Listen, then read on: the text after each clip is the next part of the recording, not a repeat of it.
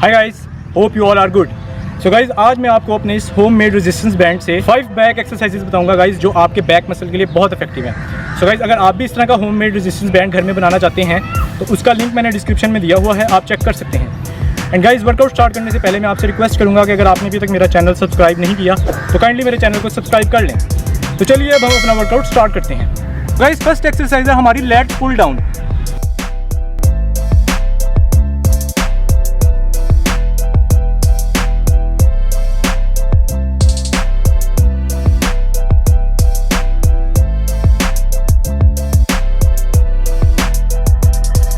तो guys, next exercise है हमारी अंडर हैंड रो।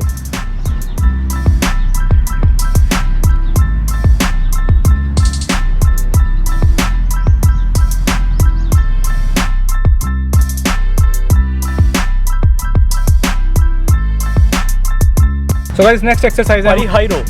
सो गाइस, उसके लिए आपने रेजिस्टेंस बैंड को अपनी यहाँ चेस्ट के पास लेकर आना है।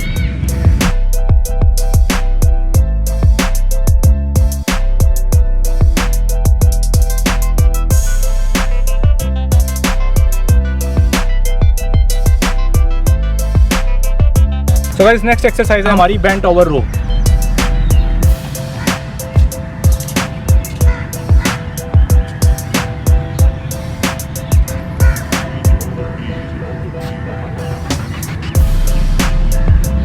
तो गाइस, नेक्स्ट एक्सरसाइज है हमारी फेस पुल्स।